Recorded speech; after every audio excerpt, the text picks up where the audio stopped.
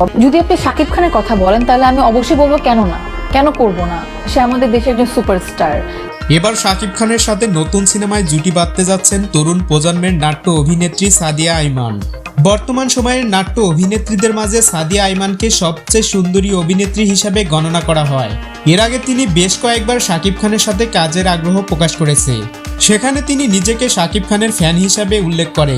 সম্প্রতি শাকিব খানের বরবাদ সিনেমার শুটিং পিছিয়ে গেছে রাজনৈতিক সহিংসতা এবং বন্যার কারণে। সেই সাথে বিচ্ছিন্ন হয়েছে ভারতের সাথে বাংলাদেশের সুসম্পর্ক।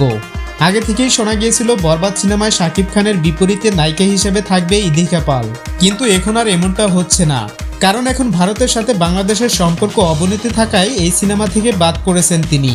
নাট্য নির্মাতা মেহেদী হাসান এই প্রথম সিনেমা নির্মাণ করতে চলেছে, তাও আবার সুপারস্টার শাকিব খানকে নিয়ে। প্রথমে ছবিটি প্যান ইন্ডিয়ান আকারে নির্মাণের কথা থাকলেও এখন সেটি হচ্ছে কিনা বিষয়টি স্পষ্ট নয়। তবে সোশ্যাল মিডিয়ায় গুঞ্জন রটেছে এ সিনেমায় শাকিব খানের বিপরীতে দেখা যাবে সাদিয়া আইমানকে।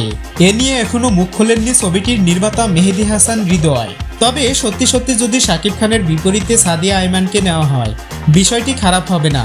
সো প্রিয় ভিউয়ার্স, শাকিব খানের সাথে সাদিয়া আইমানকে দেখতে চাইলে কমেন্ট বক্সে অবশ্যই জানাবেন।